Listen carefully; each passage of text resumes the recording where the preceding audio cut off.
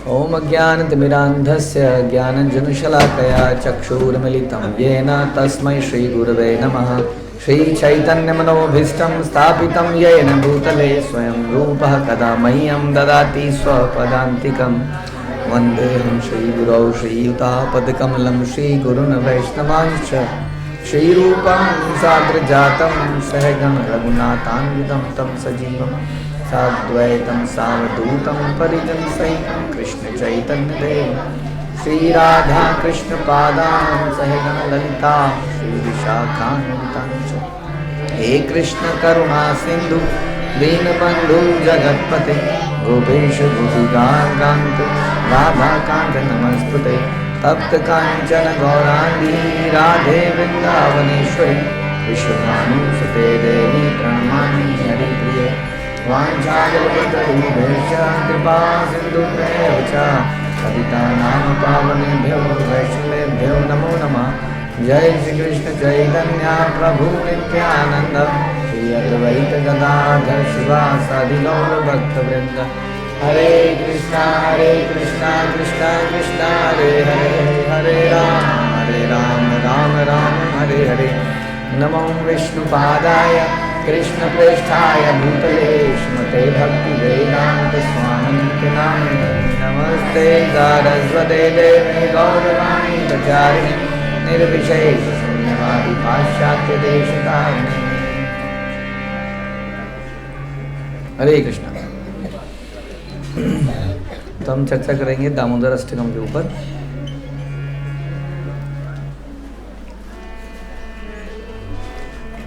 दामोदर अष्टकम की क्या महिमा है।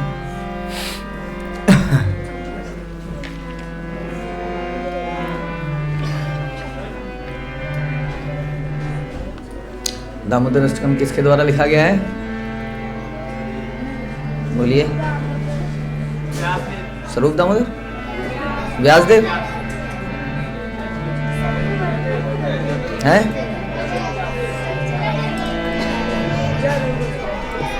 सत्यव्रत मुनि।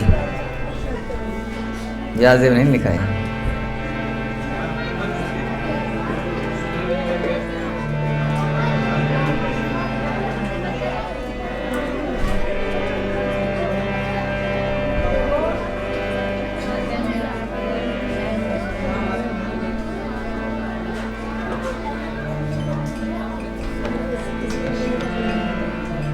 तो पहले इसके बारे में थोड़ा चर्चा करते हैं कि दामोदर अष्टकम में आपको क्या लगता है कौन सा रस भगवान ने लिया। वात्सल्य रस। दामोदर लीला एक विशेष लीला है जिसमें भगवान ने वात्सल्य रस से अधिक कई रसों का आस्वादन किया। एक लीला ऐसी और है जिसमें भगवान ने मल्टीपल रसों का आस्वादन किया है, वो है गोवर्धन लीला। उसी तरह से दामोदर लीला में भगवान ने वात्सल्य रस का तो अनुभव किया ही, इसके अलावा भगवान ने किया कौन सा, तो कह रहे हैं नल कुबेर और मणिग्रीव को उन्होंने उनका उद्धार किया। तो एक प्रकार से दास्य रस, अपने आश्रितों का उद्धार करना भगवान ने रस किया। और इसके अलावा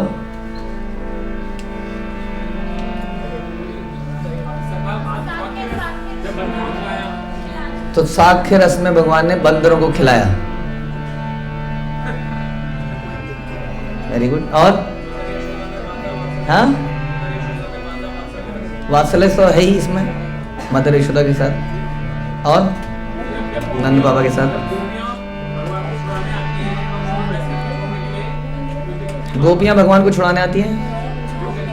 हाँ, क्रोध रस, वो बाकी रस तो बहुत सारे हैं, अभी तो हम मुख्य 5 की बात कर रहे हैं। वो सही बात है, बाकी रस भी हैं, लेकिन मुख्य रस जो है शांत रस।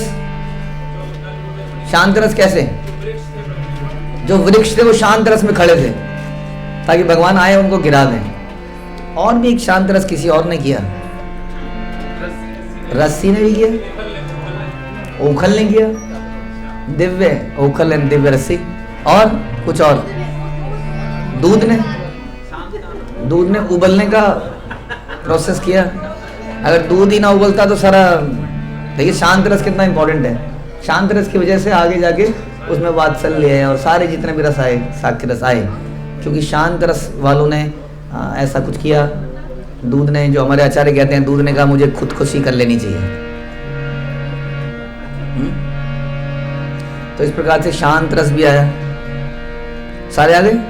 और माधुर्य रस क्या है कि गोपियां आई या ग्वाले आए, पता नहीं, गोपियां भी आई होंगी, लेकिन राधा रानी ने भी भगवान को इसी प्रकार से उधर उनका बांधा था, इसलिए राधा दामोदर हम कहते हैं। तो ये लीला सिर्फ यशोदा माँ के साथ नहीं हुई थी, राधा रानी के साथ भी हुई थी। तो बहुत ही मधुर लीला जिसमें सारे के सारे रस भगवान ने लिए। और इसके अलावा अन्य रसों की बात करें तो भय रस, क्रोध रस, जो वो सब इसके अंदर थे। तो मल्टीपल रसों को एक साथ, तो ऐसे कहते हैं भगवान क्या है, रसराज है। हम लोग अगर मल्टीपल रस एक साथ ले लेते हैं तो हम उसको कहते हैं ये विरुद्ध आहार हो गया है। हम एक साथ रस नहीं ले सकते, सारे ले सकते हैं। जैसे एक पति जो है कई बार कोशिश करता है कि माधुर्य रस को ठीक कर ले, तो उसका वात्सल्य रस बिगड़ जाता है।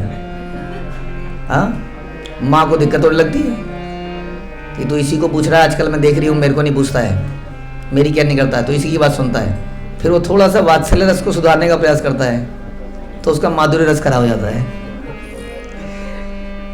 तो हमारे लिए बड़ा मुश्किल है इतने सारे रसों को एक साथ मैनेज करना, और बाकी की तो बात ही करें। लेकिन भगवान एक साथ ही, देखिए, माता यशोदा को संतुष्ट कर रहे हैं, उधर से वानरों को संतुष्ट कर रहे हैं, राधा रानी को संतुष्ट कर रहे हैं, दूध को संतुष्ट कर रहे हैं, ओखल, रस्सी, सभी को संतुष्ट कर रहे हैं। इसलिए उनको रसराज कहते हैं। He can manage multiple rasas the same time. इस रसराज श्री कृष्ण उनको बोलते हैं। तो ये लीला इस प्रकार से शुरू होती है। और ये लीला विशेष रूप से आप नोटिस करेंगे कि कौन से दिन हुई थी, दिवाली वाले दिन हुई थी। और दिवाली वाले दिन क्या विशेष हुआ था, राम आए थे, और राम साथ में किसको लाए थे, और किसको लाए थे, लक्ष्मण को लाए थे, और किसको लाए थे, हाँ, हनुमान और सारे वानरों को लाए थे। और भगवान राम बड़े कृतज्ञ थे, किसके लिए, वानरों के लिए, कि उन्होंने आपने इतना कुछ किया, लेकिन मैं आपके लिए क्या करूं, क्या कर सकता हूं। तो उन्होंने क्या किया, दिवाली वाले दिन ही वानरों को मक्खन खिलाया अपने हाथ से। तो ये भगवान की भक्त वत्सलता भी इसमें दिखती है कि कितने भगवान भक्त वत्सल है। ये भी रस यहाँ पे दिखता है, भक्त वत्सल भगवान कि त्रेता में दिए गए प्रॉमिस को उन्होंने यहाँ पर द्वापर के अंत में पूरा किया। तो इस प्रकार से जब ये लीला शुरू हुई तो इस प्रकार से हुई कि माता यशोदा ने एक दिन क्या सोचा कि मेरे बेटे की कंप्लेंट चारों तरफ से आ रही है, एवरीबडी इज कंप्लेनिंग। जब कंप्लेंट होती है हमारे जीवन में हमारी, तो हम क्या करते हैं, गुस्सा आता है, हम दूसरे पे मरने का प्रयास करते हैं, जस्टिफिकेशन देते हैं, इसकी गलती रही होगी, इसका ऐसा रहा होगा, इसका ऐसा रहा होगा। लेकिन माँ यशोदा ने क्या सोचा, इस पूरे एपिसोड में कहीं मेरी गलती तो नहीं है, पर गलती गोपियों की भी हो सकती है, जो इसको जान मुझ के कहती है मक्खन खाएगा खाएगा खाएगा, और फिर वो घर में घुसता है, फिर वो करता है कुछ। गलती भगवान की तो है ही, वो चोरी करते हैं। इस प्रकार से चोरी का रस भी इसमें है। तो भगवान की भी गलती हो सकती है, लेकिन वो क्या सोचती है, गलती कहीं मेरी तो नहीं है कि मैं ठीक से काम नहीं कर रही हूं, मैं अपनी ड्यूटीज को अच्छे से नहीं निभा रही हूं जो मुझे करनी चाहिए। तो इस दिन भगवान के लिए यशोदा माँ सारी सर्वेंट्स की छुट्टी कर देती है, कहते तुम सब जाओ, आज मैं ही करूंगी ये काम, मैं खुद ही बैठूंगी दही बिलोने के लिए, सब करने के लिए। तो ये बड़ा इंपॉर्टेंट है वात्सल्य रस। जब जब हम खुद अपने हाथ से कुछ करते हैं तो उसका रस बड़ा अधिक बढ़ जाता है। यही हम, हाँ, श्रील प्रभुपाद ने अपने हाथ से ही सब कुछ किया, इसलिए उसमें इतना रस था। हाँ, इसलिए सेवाओं को करने में और खुद करने में एक बहुत बड़ा रस है वास्तव में। तो यशोदा माँ ने यहाँ प्राप्त किया। और उसी रस के चलते फिर आगे बहुत कुछ हुआ जो हमें मालूम ही है। तो उन्होंने क्या किया, उन्होंने दही को भिगोया, और तभी क्या हुआ, भगवान उठ गए और भगवान ने भोजन मांगा या दूध मांगा माँ का, और माँ ने उनको, यशोदा माँ ने उनको दूध पिलाया। लेकिन दूध पिलाते पिलाते क्या हुआ, हाँ, दूध पिलाते पिलाते शांत रस में दूध ने कहा कि यदि आप ही सारा दूध पिला देंगी तो हमारा क्या होगा। तो दूध ने क्या किया, ऐसे जीना भी कोई जीना यारो, ये जीना भी कोई जीना है लल्लू। तो उन्होंने क्या सोचा, अब आत्महत्या कर लेनी चाहिए। यानी कि यदि हमारा जीवन भगवान की सेवा में नहीं लग पाए तो जीवन बेकार है, यूजलेस। आत्महत्या करने से कुछ नहीं होगा, जीवन को सेवा में लगाना चाहिए। तो दूध ने सोचा कि मैं उबल जाता हूँ तो थोड़ा शायद मेरे पर कुछ ध्यान आकर्षित हो। तो दूध उबल के गिरा, तो माँ यशोदा दूध को बचाने के लिए भागी। अब कई लोग कहते हैं कि जो सब कुछ देने वाला है उसको छोड़कर दूध को लेने क्यों भागे भैया, ये तो अटैच्ड है माता। हाँ, जैसे हम अपने घरों में अटैच्ड हैं झाड़ू से, पोछे से, वो भी अपने दूध से अटैच हो गए, उन्होंने भी कृष्ण को छोड़ दिया। लेकिन आचार्य बताते हैं उन्होंने दूध को केवल कृष्ण के लिए ही रखा गया था, और स्पेशल गाय थी भगवान के लिए, हाँ, जिनके दूध में सुगंध आती थी, उन गायों का दूध उबाला गया था और वो भगवान के लिए था। लेकिन वो दूध उबल के गिरने वाला था, इसलिए भगवान के लिए ही वो उनको वहां के रखे गई। लेकिन कृष्ण क्या है, कृष्ण को हमेशा अटेंशन की आवश्यकता है, और जैसे उन्होंने देखा कि अटेंशन लूज हो रहा है मेरे पास से, मेरे को छोड़कर दूध इंपॉर्टेंट हो गया, तब उन्होंने ये सारी लीला प्रारंभ करी। और वो फटाफट भागे और उन्होंने एक बड़ा सा पत्थर उठाया या जो भी उठाया, उससे दही की भांडी को फोड़ दिया। विद्रोह रस। और उसके बाद जब वो दही चारों तरफ फैल गया तो भागे वहां से दूसरे कमरे में। हाँ, और अब ध्यान देने वाली बात यह है कि इस गीत में, दामोदर अष्टकम में और इस लीला में हमारे आचार्य बड़ा डिटेल में बता रहे हैं कि एक चीज को। हाँ, कंठ पर 3 लाइनें पड़ी, कप कपा रहे थे, ये कर रहे थे, तो ऐसा लगता है कि कोई सीआईडी ऑफिसर पूरी जांच पड़ताल लिख रहा है कि केस बड़ा संगीन केस हुआ। हाँ, तो सीआईडी लोग क्या करते हैं, जाके सबसे पहले सुराग लेते हैं, सुराग। हाँ, कि यहाँ पर क्या क्या सुराग है, सबूत है। तो सबसे पहले गलती हमारे मुजरिम ने ये करी कि दही के ऊपर से चल के चले गए, वो सुराग छोड़ के चले गए पूरे के पूरे, और सुराग वो चरणों के निशान दूसरे कमरे में जा रहे थे। माता यशोदी ने देखा, उनका दिमाग ही हिल गया कि क्या हो गया, और वो दूसरे कमरे की तरफ भागी उन चरणों को फॉलो करते हुए। तो वहाँ क्या देखती हैं कि बंदे को गलती करने के बाद one should repent and lament, ना तो पछतावा है ना कुछ है, बल्कि वो सारे के सारे मक्खन को घर के अंदर बंदर बुला लिए हैं। हाँ, हम लोगों के घर के बालकनी में भी बंदर आया था, तो माताएं ऐसे चिल्लाती हैं कि बंदर को हार्ट अटैक आ जाए। इसी तरह बंदर अपने प्राणों को बचाता है, लेकिन वो तो बंदर अंदर ही आ गए घर के अंदर, और घर के अंदर उन्हें खिलाया जा रहा है, और भगवान एक एक बंदर को खिला रहे हैं। ये देख के तो माता इसका बहुत क्रोधित हो गई। अब क्रोध रस और भय रस का उजागर यहाँ पर हुआ, और भगवान वहां से भाग लिए। हाँ, और भागने के बाद माँ यशोदा उनके पीछे भागी लाठी लेके, और भागते भागते माँ यशोदा ने उनको पकड़ लिया। उसके बाद ओखल में बांध दिया। तो एक एक पैराग्राफ को समझने का प्रयास करेंगे हम, क्या क्या लिखा है सत्यव्रत मुनि ने। नमामीश्वरं सच्चिदानन्दरूपं लसत्कुण्डलं गोकुलव्रजमानम्।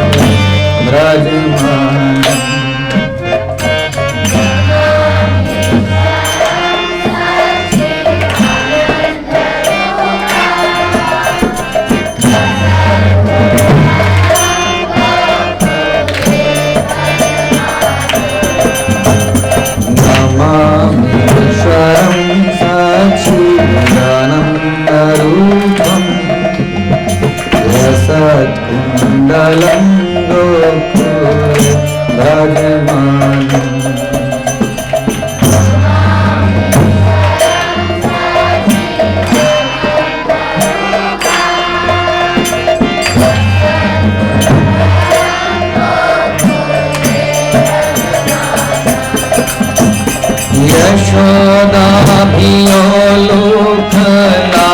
यशोदाभियोलोकनाद्वमानम् परामेष्टमाद्यन्द्रपूर्वतरोक्या।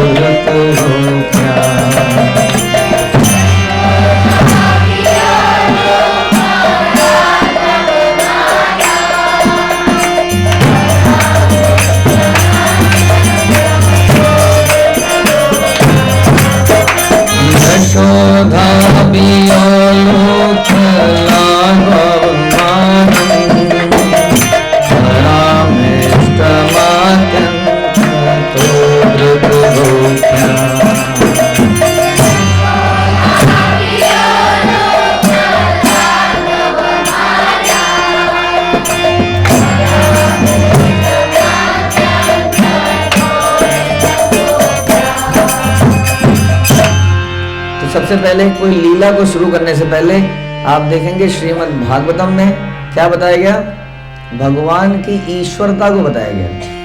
पहले कैंटो में, दूसरे में, 9th कैंटो तक we have to be very patient before hearing the lila of Krishna, because इति मत्वा भजन्ते माम। हाँ, किस वट मत्वा अहम सर्वस्व प्रभु मत्ता सर्वस्व प्रभु। हमें समझना पड़ेगा कि ये जिनकी हम बात कर रहे हैं, जिनके बारे में थोड़ी देर में चर्चा होगी, हम लोग सोचेंगे कि तो कोई बालक है, चोर है, कोई राजकुमार है, कोई राजा है, यदुओं का कोई राजा हुआ था बहुत बड़ा, जैसे हमारे गुर्जर सम्राट, व्हाट इज दैट नाम है ना कुछ, मिहिर भोज, वैसे ही यदुवंश सम्राट Krishna. Although Krishna was never a सम्राट, he was under the सम्राट। वो कभी राजा भी नहीं थे, इसलिए कभी समझ नहीं आया कि वो क्षत्रिय हैं, राजा हैं या क्या है वो।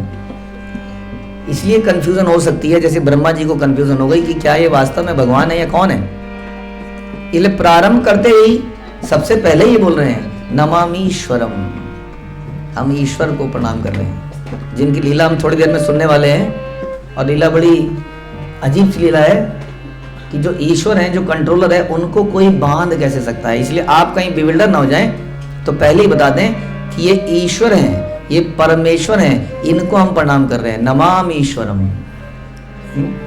अगर यही नहीं समझा तो एक भावनात्मक कला रह जाएगी, जो कि लोग जन्माष्टमी में भगवान को झुलाते हैं, शिवरात्रि में शिवजी को दूध चढ़ाते हैं, और फिर कभी हर किसी को भगवान समझते हुए उनकी प्रार्थना, उनकी पूजा करते हैं। तो we should understand there is only one god, और कोई भगवान नहीं, एकल ईश्वर कृष्ण और सभी बिरते। तो उन ईश्वर को हम प्रणाम करते हैं जिनकी लीला हम सुनेंगे। He is the God, Namami ईश्वरम सच्चिदानंद रूपम। और ये जो भगवान है, ये क्या है? ये जो भगवान है, पहली बात तो ये है कि ये भगवान कोई निराकार शक्ति नहीं है, इनका रूप है। वो कैसा है? इनका विग्रह कैसा है? इनका शरीर कैसा है? जो सत्य चित और आनंद से बना है। आनंद से कोई चीज बनी हो, सोचिए हमारा शरीर कैसे बना है? मल मूत्र रक्त से बना है। इनका शरीर कैसे बना है? आनंद से बना है। इसलिए कई बार आपने सुना होगा भगवान का आनंद घन, ठूस ठूस के किसी के अंदर आनंद भर दिया हो। जैसे कि गुड़िया को बनाते ना, रुई को ठूस ठूस के, वैसे किसी के अंदर आनंद को ठूस ठूस के भर दिया हो। और ऐसा आनंद जो हमेशा रहे, और जो किसी भी रूप में हो, चाहे वो वरा बने, चाहे छोटे से बालक बन जाए, जैसे यहाँ पर हैं माखन चुराते हुए, लेकिन वो क्या रहेंगे? हमेशा हमेशा वो फुल ऑफ नॉलेज रहेंगे। हम जब बच्चे होते हैं तो हमारे को नॉलेज की आवश्यकता पड़ती है, और धीरे धीरे हम बड़े होते हैं, और बड़े होते होते हमें ज्ञान प्राप्त होता है। लेकिन भगवान हमेशा चित्त रहते हैं, हम चित्तमय रहते हैं। Is always in full knowledge, full consciousness कि मैं कौन हूँ, मैं वो सर्वेश्वर भगवान हूँ। और यही इस बालक, इस लीला में भी हमें समझना पड़ेगा। जब ये लीला हो रही है, जब भगवान भयभीत हैं, उस वक्त भी he is fully aware that he is the God. तो उनका रूप क्या है? इसलिए ऐसा नहीं है कि वो अभी एक बालक के रूप में लिबरेटेड नहीं है, कंडीशनड है, इसलिए भयभीत है अपनी मां से। हाँ, समझ में है?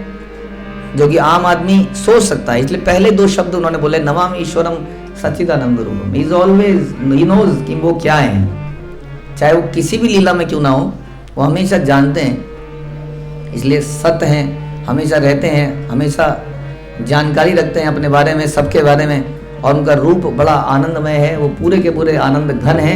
ऐसे ईश्वर को हम प्रणाम करते हैं हम लोग। नमामि ईश्वरम सच्चिदानंद रूपम लसत कुंडलम गोकुले भजमन। एकदम से अगली लाइन कहां पहुंची?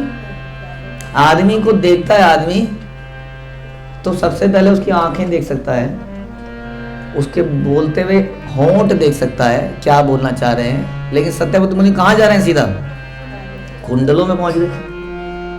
हाँ, तो एक तो यही बात समझ में आती है इससे कि भगवान, अगेन कोई व्यक्ति सोचेगा सच्चिदानंद रूप कैसा होता है, हमें तो पता नहीं। वो सच्चिदानंद रूप ऐसा है जिसमें कि भगवान कुंडल भी पहनते हैं, अपना मेकअप करते हैं, साज सैया करते हैं, अपने आप को सजाते हैं, तो कुंडल भी पहनते हैं। मकराकृत कुंडल बता रहे हैं। कुंडलों की भी आकृति है, किसकी? नमामीश्वरम की, उस ईश्वर की। हाँ, यहाँ कोई, जब वही ईश्वर अब कुंडल भी पहनता है। और हमारे आचार्य बताते हैं कि इससे पहले की जो लीलाएं हुई, जैसे कि पूतना लीला हुई, पूतना लीला में भगवान हिल नहीं पा रहे थे। हिल पा रहे थे? बेड में बैठे थे और बेड से पूतना ने उठाया। हाँ, उसके बाद सकट लीला में भगवान नीचे लेटे हुए हैं, पैर से ऐसे हिलाया। हाँ, तो कुंडल पहनने की उम्र नहीं थी। इस लीला के, इस नमामि ईश्वरम लसत कुंडलम से समझ में आता है कि भगवान की अब कुंडल पहनने की उम्र हो गई है और कुंडल हिल भी रहे हैं। इसका मतलब ये व्यक्ति अब मूवमेंट कर पा रहा है। ऑल्दो ये सच्चिदानंद है, लेकिन ये अभी तक लेटा हुआ था मजबूर बालक की तरह, और अब ये बालक हिल डुल भी पा रहा है, भाग भी सकता है, तो उसके कुंडल हिल रहे हैं। भगवान हमेशा एक्टिव रहते हैं, है ना? उनको भी बैठाना बड़ा मुश्किल हो जाता है एक जगह पे, उनकी बाल लीलाओं में। तो कभी इधर कभी उधर। अब देखिए 2 मिनट के लिए यशोदा माँ ने उनको रखा, 2 मिनट बैठ, जरा मैं दूध रख के आती हूँ। इतनी देर में क्या क्या हो गया दुनिया में, पूरी दुनिया बदल गई। So is always very excited in performing leela. तो उनके कुंडल कैसे होते हैं फिर? ऐसे में ऐसे सारे हिलते रहते हैं, जोर जोर से हिलते रहते हैं। तो लसत कुंडलम गोकुले भ्राजमानम। और ये सारी लीला कहाँ कर रहे हैं? वो गोकुल नामक दिव्य धाम में कर रहे हैं, जिसको भगवान कभी नहीं छोड़ते हैं। क्यों नहीं छोड़ते हैं? क्योंकि वहां पे भगवान के बड़े प्रेमी भक्त रहते हैं, और माँ यशोदा के डर से उखल से दौड़ रहे हैं। तो अब ये वो सीन आ गया जिसमें माँ ने देखा, और माँ ने उनके पैरों के निशान को देखा, दूसरे कमरे में पहुंची और देखा कि ये बंदरों को खिला रहे हैं। वहीं से भगवान भाग लिए, यशोदा के डर से उखल से दौड़ रहे हैं। अब यहां पर हमारे आचार्य कहते हैं कि जिनको देखकर कौन भागता है? काल भी भागता है। वो भाग रहे हैं। क्यों भाग रहे हैं? क्या लगता है आपको? हाँ, जोर से बोलिए। तेज भाग रहे हैं, प्रेम से भाग रहे हैं। ये क्या बात हुई? प्रेम से भाग रहे हैं। जैसे आपने बोला कि भय रस, अच्छा भय भी कोई रस होता है? हम तो भय हैं। भय क्या अच्छा लगता है? अभय चरणारविंद। तो भय कौन सा रस है? भय में मजा आता है? मना कर रहे हैं, मजा नहीं आता है। अगर भय में मजा नहीं आता तो हॉन्टेड हाउस होते।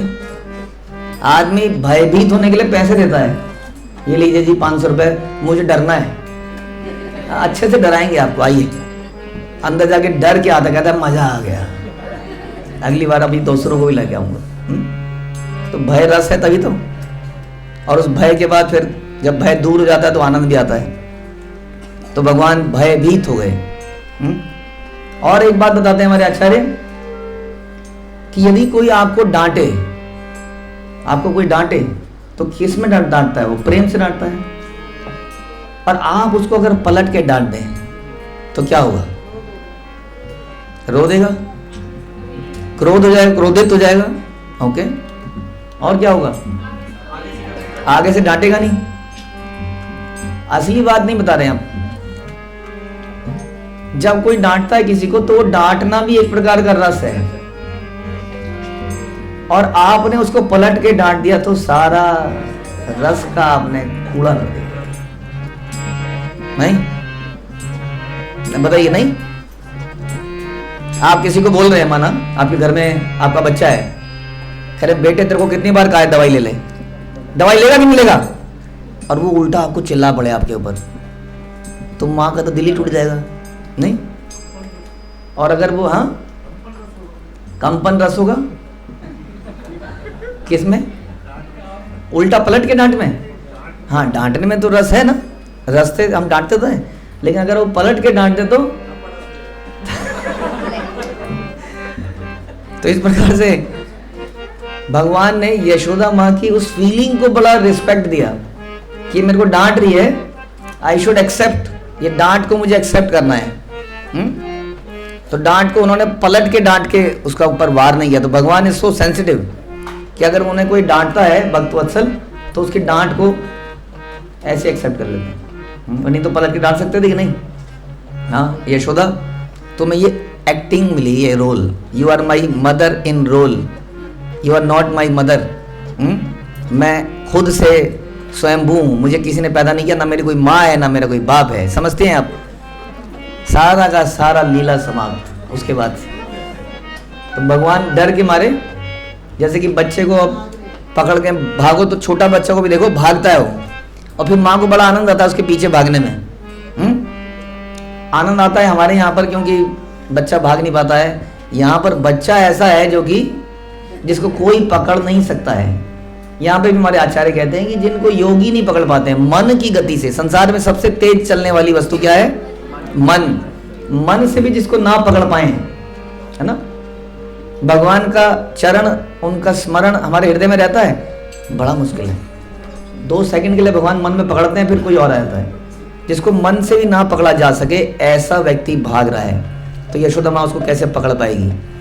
आप बताइए क्या करें ऐसे में? अब आगे आप कुछ बताएंगे कि माँ को रिस्पेक्ट भी तो देनी है अगेन फिर से, कि मेरी माँ भाग रही है। ऐसा बोलते हैं यशोदा माँ थोड़ी हैवी थी, ऐसा व्यक्ति भाग रहा है बेचारा, सोचिए। हाँ, अब आपको क्या करना है? आपको फिर से उसको रिस्पेक्ट करनी है। भागे आप, एक रस लिया, अब मुझे पकड़ा जाना चाहिए। तो भगवान को यशोदा माँ ने, कहते हैं कि यशोदा माँ ने और अधिक वेग पूर्वक दौड़ के पकड़ लिया। भगवान से तेज दौड़ने वाला कोई नहीं है संसार में। हाँ, अब सुनते हो आप लोग, जब उनके पीछे काल यवन भाग रहा था, काल यवन बताते हैं शास्त्र बहुत तेज भाग रहा था, जैसे 100 मीटर भागा कोई, और भगवान चल रहे थे, तो उसको फ्रस्ट्रेशन हो रही थी। किस बात की?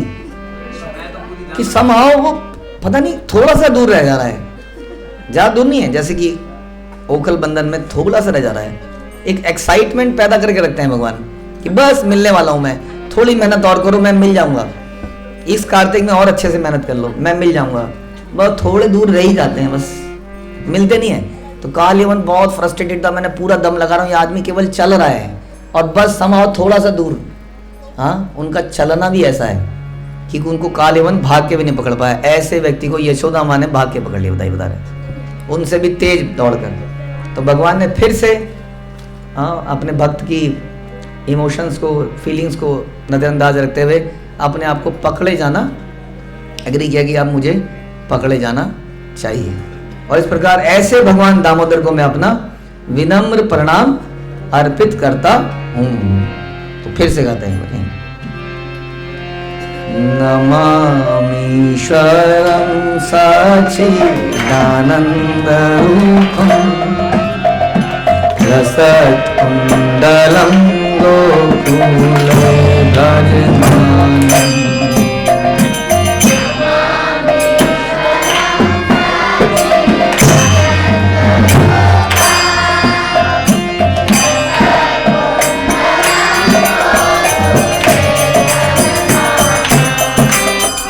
यशोदा बिलो लोक